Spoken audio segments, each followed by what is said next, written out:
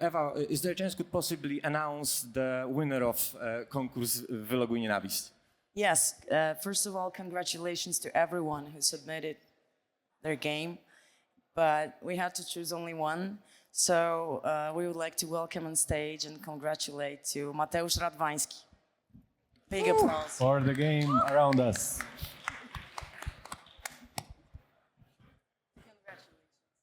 So let's introduce the competition and the game itself.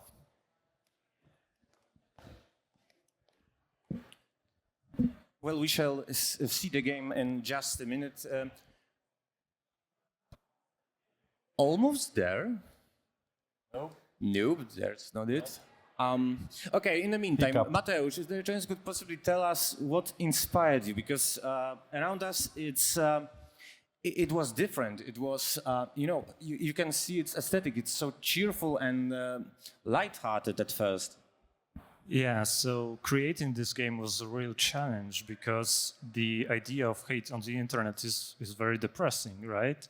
But I read on the brief that it was supposed to be for young kids, like 12 years old and stuff like that. So I came up with this idea of being a hater and making those decisions. But the problem with that is that I didn't want people to just write these terrible things for other people. So I came up with this idea of a forest, of this fictional forest with forest animals, and they write things to each other. So there's no human interactions. There are no hateful interactions that you could see on the real internet. Can I derail the discussion a little bit? Because I feel like some of our people on our audience might not know the context. What is Log Out the Hate? Let's just say, and why the game is the game. So maybe I will jump in.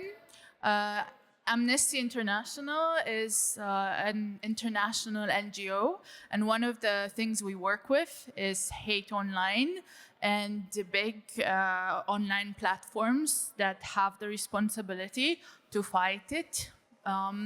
And this year we started a campaign here in Poland by publishing a report that shows how X does not do enough due diligence within human rights agenda.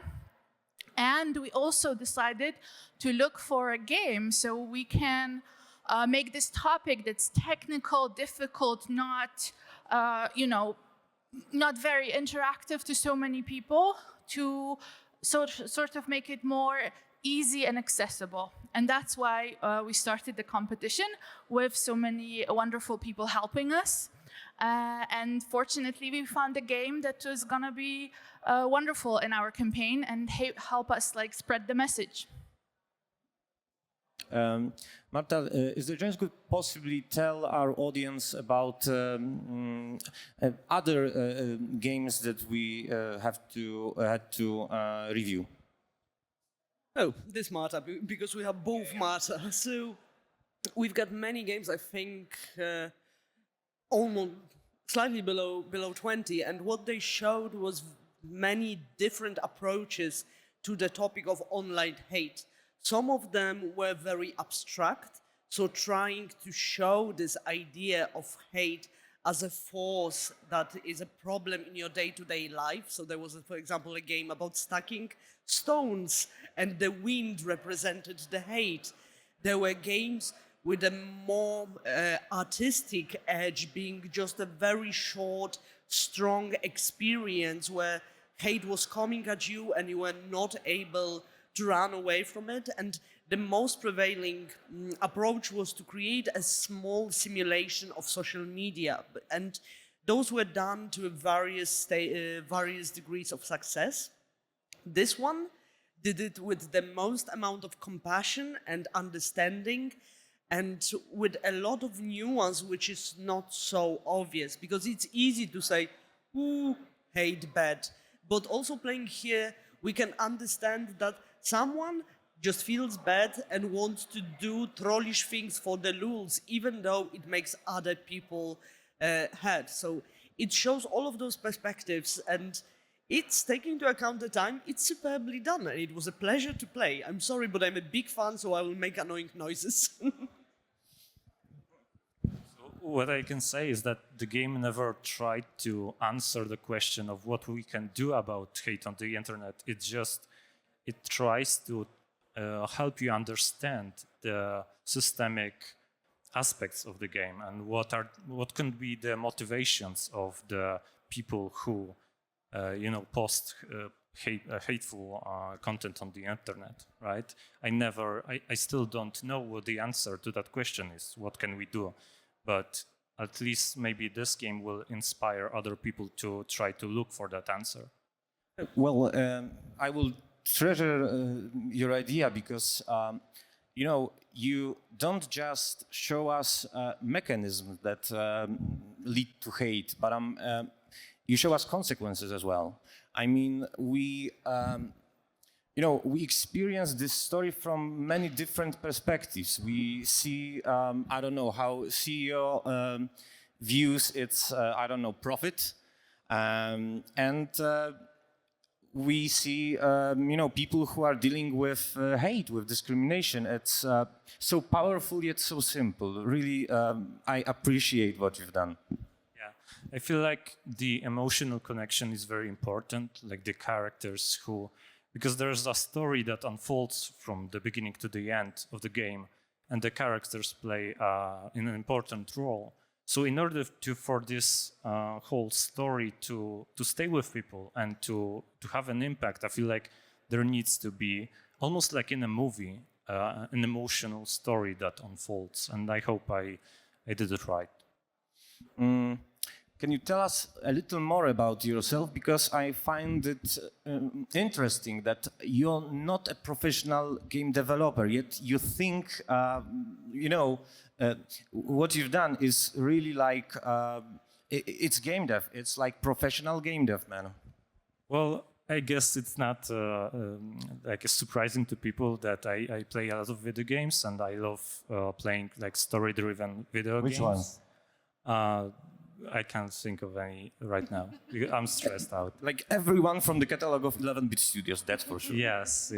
I'm not a professional game developer, but I do it hobbystically. And I've also finished journalism studies, and I wrote a thesis about social media. So I have some sort of, more knowledge about it than an average user. And now I'm also studying pedagogy, like children studies. So I wanted this game to also be sort of educational. I guess it would be really useful. Marta, our contest is the other Marta. Our contest is a part of initiative which is so much more than just this, because US Amnesty International made a report about violence that is technically possible and even encouraged by very large online platforms. I guess it's a subject that we're still not caring enough.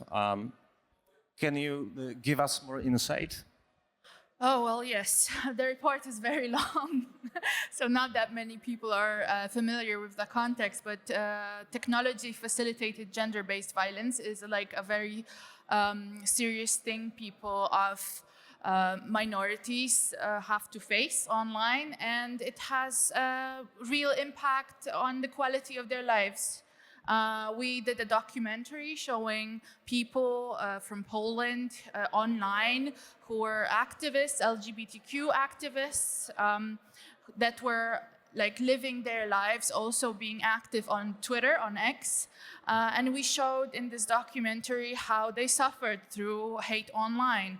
And this does not only this is not something that is only true when we talk about LGBTQ community, but many communities. For example, migrants are also recently targeted online, or children, young people especially, very vulnerable group.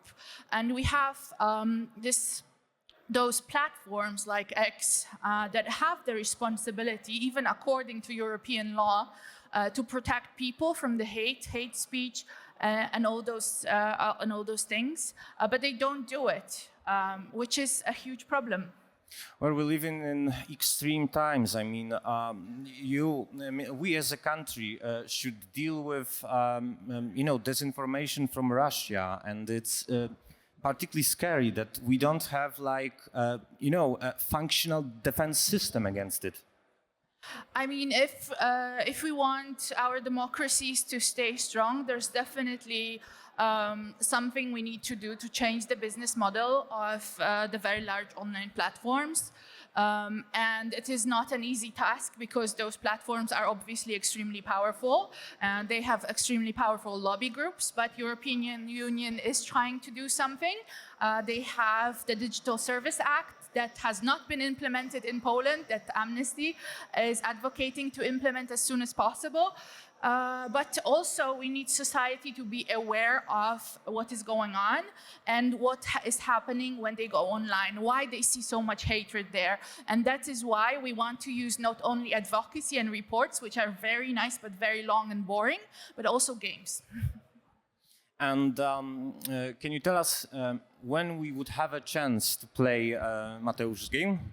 I hope as soon as possible. There are a few things we need to work out together, a few kinks, but then, it will be online and not only here in Poland, but available through all amnesties around the world.